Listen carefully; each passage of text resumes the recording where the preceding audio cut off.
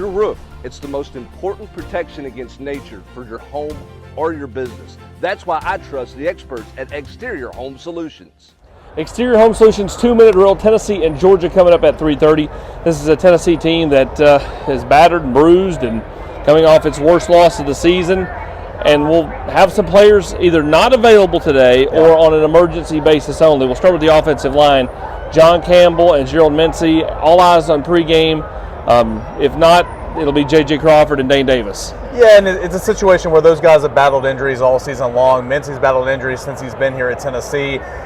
If they can't go, you do have two guys who have played an awful lot of football. I mean, Jeremiah Crawford's pretty much a part-time starter here at Tennessee.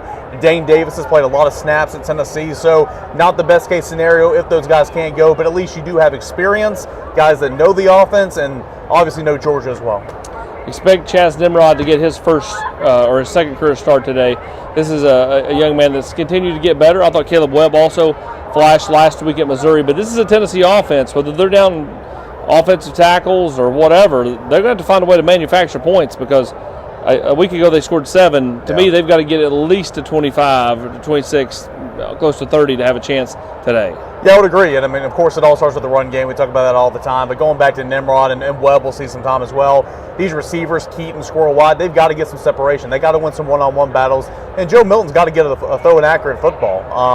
And you got to just make some plays, because I agree with you. You're going to have to take some chances on defense, but also on offense, you're going to have to keep pace a little bit. Yeah. And you want to have a good first half, which typically Tennessee does, but you want to get out there and not bury yourself in a hole. And so these receivers, Chaz Nrod included, going to be tasked with a tall task. On the defensive side of the ball, Wesley Walker's out. Don't expect him to play this week nor the rest of the season. They got a knee injury, which means Andre Turrentine may get the start, but I expect you to see a lot of T-Mac back at safety.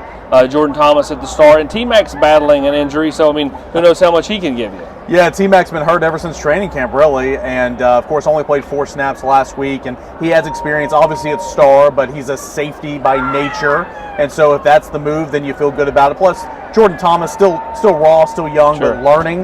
Got a lot of experience last week. If it's Andre Turrentine, hey, let's see. We heard a lot about Andre Turrentine in fall camp. Hasn't really been a part of the rotation at all at safety.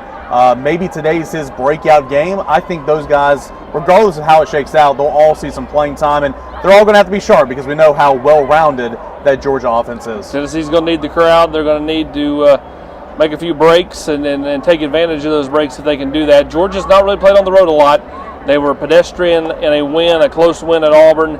This is probably going to be the biggest test they faced all year from a road environment. What does that Georgia offense, which has gotten better and better and better as Carson Beck has gelled and they've gotten healthier, what do they look like in a hostile environment? All of that today.